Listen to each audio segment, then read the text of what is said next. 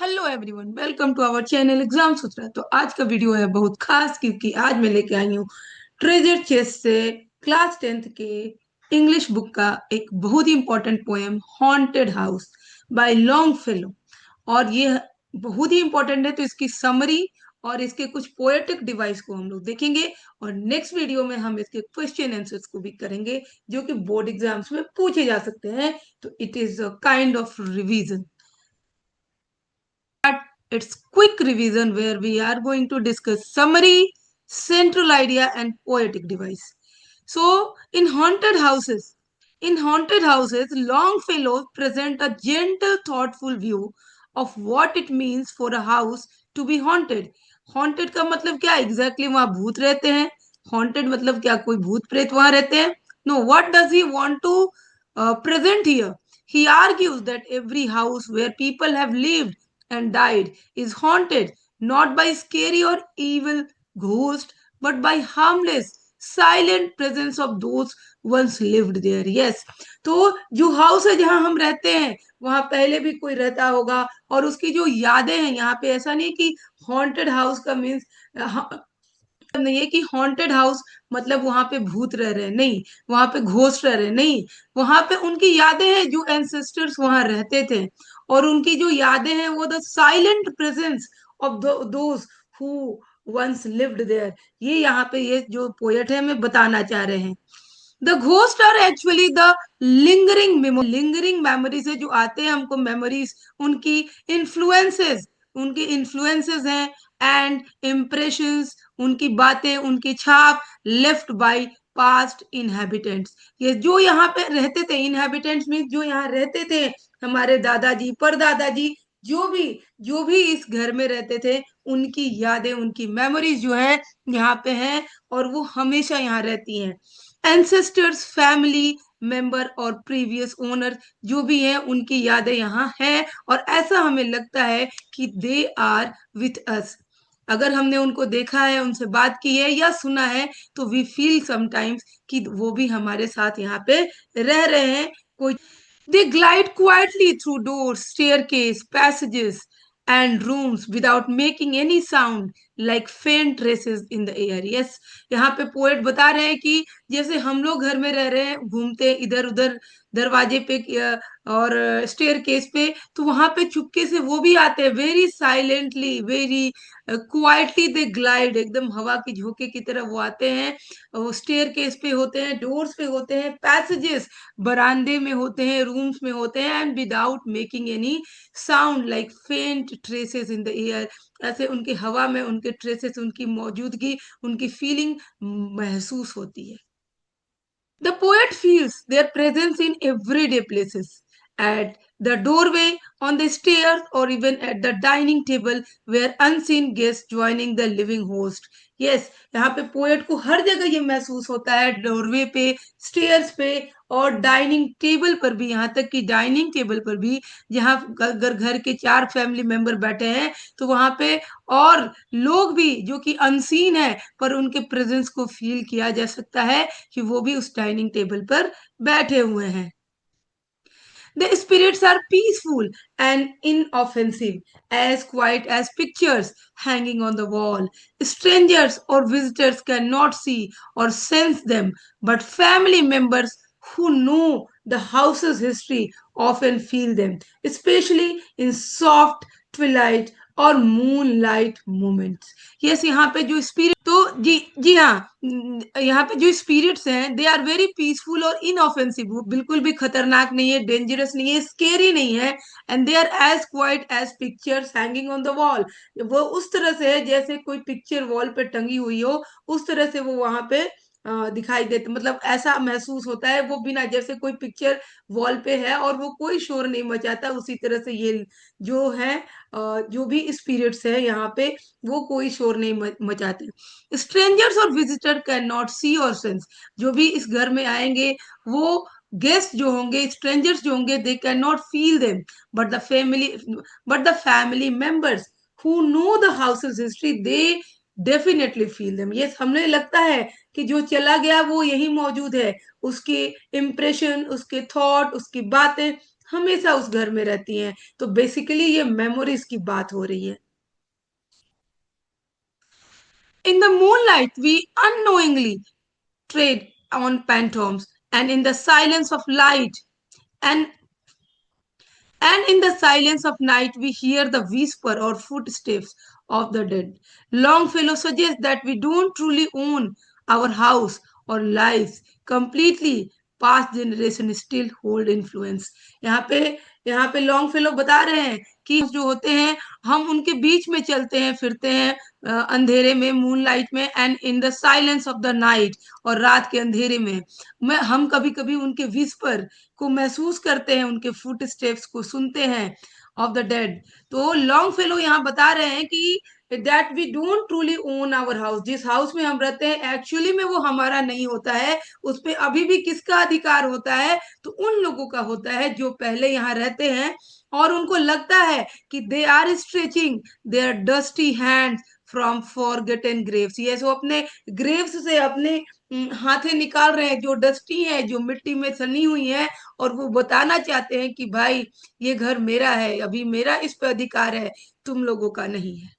Poet की ये poet हमें क्या बताना चाहते हैं कि हम जो जिस चीज पे बहुत अधिकार जता रहे हैं या हमें घमंड हो सकता है, उस चीज को बैलेंस करता है, हमें ये याद दिलाया जाता है कि एक्चुअली ये किसी और की जगह है, किसी और का जमीन है, और इसको हमने कंप्लीटली इनहेरिट नहीं किया है। And this is balancing our instinct, desire and reason. Haunted, haunted का मतलब यहाँ क्या है, it is here like it is taken as positive, positive है, यहाँ पे कोई डरावना नहीं है, एंड कंफर्टिंग नॉट फ्राइटनिंग। तो यहाँ पे हॉन्टेड का मतलब फ्राइटनिंग से बिल्कुल नहीं है, डरावनेपन से बिल्कुल नहीं है। The past never fully lives, okay, it lingers gently as memories and moral influence. कितनी भी चीजें पुरानी हो ये हमेशा लिंगर करती हैं, they linger gently as memory and moral influence. हम हमें भी दादा परदादा या बहुत पहले की बातें करते हैं, यहाँ तक कि हम एंशियंट हिस्ट्री पढ़ते हैं तो उसमें कितनी पुरानी बातें होती हैं, उनकी बातें करते हैं। तो दे दे टू इन्फ्लुएंस अस टुडे। तो हमारे जो एंसेस्टर्स हैं वो हमें तो इन्फ्लुएंस करेंगे ही। Now linking the living and dead in a quite eternal way. और यहाँ पे दिस इज द लाइक यही एक रीजन है कि ये हमें क्या करते हैं, कनेक्ट करते हैं, ये लिंक करते हैं जो हैं और जो नहीं है उनके साथ eternally. Is it's like telling us the continuity, कि एक के बाद दूसरा लाइफ क्या होता है, कंटिन्यू होता है, और जो पिछले वाली लाइफ होती है, पिछले जो जेनरेशन होती है, वो नेक्स्ट जेनरेशन पे अपनी छाप, अपनी मेमोरी छोड़ देती है। तो बेसिकली इस पोएम का जो सेंट्रल आइडिया है, the poems core message is that the past is always with us in a gentle, invisible way through memories and spiritual influences. Longfellow invites us to embrace the comforting idea that loved ones and ancestors remain near, shaping our lives softly and eternally.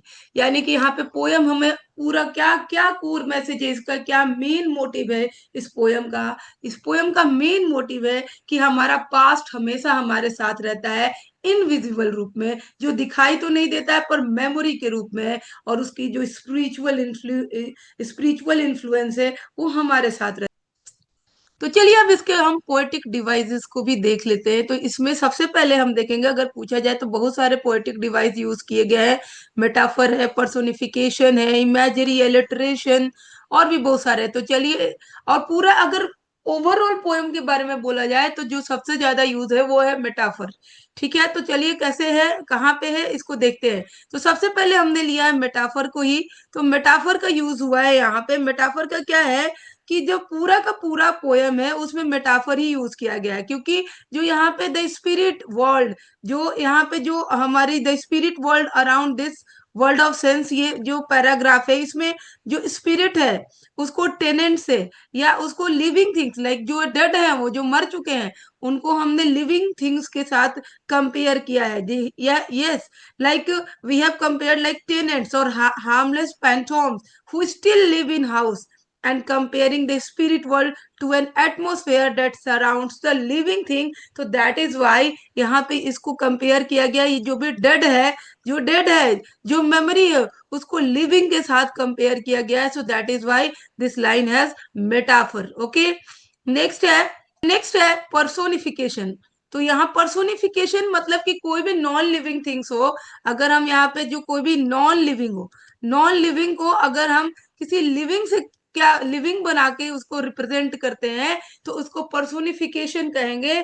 और यहाँ पे comparison नहीं है, as it is हम उसको living बनाते हैं, personify करते हैं, मतलब को उसको ह्यूमन और पर्सन का क्या करते हैं, पर्सन के रूप में रिप्रेजेंट करते हैं. जैसे all houses wherein men have, और इसमें क्या है कि इसमें जो यूज हुआ है परसो, the house are treated as living memory. तो यहाँ पे जो हाउस है, हाउस को कैसे ट्रीट किया गया है, लिविंग मेमोरी की तरह, लिविंग मेमोरी की तरह. तो हाउस क्या है, हाउस एक डेड लाइक हाउस एक नॉन लिविंग थिंग है जिसको लिविंग मेमोरी की तरह यहाँ पे यूज किया गया है. Okay, and they are filled with entities attribution human like endurance to them. Like यहाँ पे ह्यूमन लाइक एंड्योरेंस भी है, तो इसलिए इसको क्या कहेंगे, हम पर्सोनिफिकेशन कहेंगे.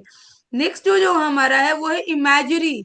Yes, through the open door. Imagery कहाँ पे है, through the open door the harmless phantoms on the errands glide staircase. तो यहाँ पे क्या है ना कि एक इमेजिनेशन क्रिएट होता है कि किस तरह से ये पैंथोम जो है ये ग्लाइड करते हुए स्टेयरकेस से, डोर से आते हैं. ठीक है, तो यहाँ पे एक सेंसरी डिटेल्स दिया हुआ है टू लाइक यहाँ पे एक विविड पिक्चर, यहाँ पे एक बहुत ही पढ़ते हैं तो हमारे सामने एक विविड पिक्चर आता है कि किस तरह से जो घोस्ट है वो डोर से आ रहे हैं, या फिर स्टेयर केस के पास है, या फिर वो डाइनिंग टेबल के ऊपर है. तो यहाँ से एक इमेजिनेशन आ रहा है, इमेजरी आ रहा है, तो यहाँ पे हम इमेजरी कह सकते हैं. नेक्स्ट जो है हमारा एलिट्रेशन है. तो एलिट्रेशन में हमें पता है कि एलिट्रेशन में क्या, में यहाँ पे रिपीटिशन ऑफ कॉन्सोनेंट होता है. तो यहाँ पे D sound dusty and hands, D यहाँ पे फिर से है डस्टी हैंड्स. एंड यहाँ पे फ्लोट, फ्लोट में क्या कर सकते हैं कि यहाँ पे टी, टी का यूज हुआ है फ्लोट में, टी, और यहाँ पे भी टी का यूज हुआ है. तो यहाँ पे इसको हम क्या कह सकते हैं, इसको हम एलिटरेशन कह सकते हैं. फ्लोट में एफ भी है, एफ यहाँ पे है, और एटमोस्फेयर यहाँ पे साउंड जो आ रहा है तो उसका हम एलिट्रेशन बता सकते हैं. नाउ नेक्स्ट हमारा जो है हाइपरबोल. तो हाइपरबोल या मतलब किसी चीज को जब एक्सेजरेट करके बताते हैं, जैसे there are more guest at table, यहाँ पे क्या बोल रहा है कि there are more guest at table then the host. तो यहाँ पे इसको थोड़ा सा बढ़ाया चढ़ाया गया है, एक्सेजरेट किया गया है, तो इसलिए यहाँ पे ये क्या हो जाएगा, हाइपरबोल हो जाएगा. Then there is a symbolism also, symbolism like something is being symbolized here. Symbolism like the haunted house जो है, haunted house like symbolizes memory and the past. यहाँ पे द हॉन्टेड हाउस जो है ये क्या सिंबलाइज कर रहा है, मेमोरी को सिंबलाइज कर रहा है और द पास्ट को भी सिंबलाइज कर रहा है. ठीक है, then the bridge of light that is like representing the connection between living and dead. और ये जो है हमारा ये क्या कर रहा है, ये रिप्रेजेंट कर रहा है कनेक्शन, किसके बीच, connection between between living and dead, living and dead के बीच में ये कनेक्शन को रिप्रेजेंट कर रहा है. तो ये हमारा ये हो गया. नाउ एक और है हमारा दैट इज द इंजैम्बमेंट. यहाँ पे क्या है कि जो भी अगर हमारा जो स्ट्रेंजा दिया हुआ है उसके दो लाइन स्ट्रेंजास के बिना किसी पंक्चुएशन मार्क के हैं तो उसको हम इंजैम्बमेंट की कैटेगरी में रखते हैं. जैसे the stranger at my friends can not see, इस वाले स्ट्रेंजा में यहाँ पे कोई भी पंक्चुएशन का यूज नहीं किया गया है, तो यहाँ पे विदाउट पंक्चुएशन है, तो इसलिए ये क्या हो जाएगा, ये हमारा हो जाएगा इंजैम्बमेंट. एक और यहाँ पे यूज किया गया है जिसको मैं यहाँ लिखना भूल गई हूँ, और वो है सिमिली. यस, यहाँ पे अगर हम आठवां बात करें तो ये हमारे पास हो जाएगा सिमिली. सिमिली कैसे है, तो सिमिली में हमारा जो डायरेक्ट कंपैरिजन होता है, यहाँ पे क्या होगा कि एक कंपैरिजन होता है, कंपैरिजन. यस, कंपैरिजन होता है कैसे, बाई लाइक और एज. लाइक का यूज होता है, फिर एज का यूज होता है, कुछ भी यहाँ पे यूज हो सकता है. तो जैसे यहाँ पे जो स्ट्रेंजा हमारा दिया हुआ है, as silent, as silent as the picture on the wall, picture on the wall, यहाँ पे हम देख सकते हैं कि यहाँ पे एज से क्या किया गया है, एज से कंपेयर किया गया है साइलेंस को पिक्चर ऑन द वॉल से, तो इसलिए यहाँ पे क्या यूज हुआ है, यहाँ पे सिमिली का यूज हुआ है। तो ये हमारे कुछ पोएटिक डिवाइस थे जो इस पोएम से रिलेटेड है। अगर आपको ये वीडियो अच्छी लग रही है तो मेरे चैनल को लाइक शेयर और सब्सक्राइब करिएगा, और इस चैप्टर के इंपॉर्टेंट क्वेश्चन आंसर जो कि पीछे पूछे गए हैं या आगे आने के 99% चांस है, उसको लेके मैं आऊंगी। तब तक के लिए गुड बाय, टेक केयर।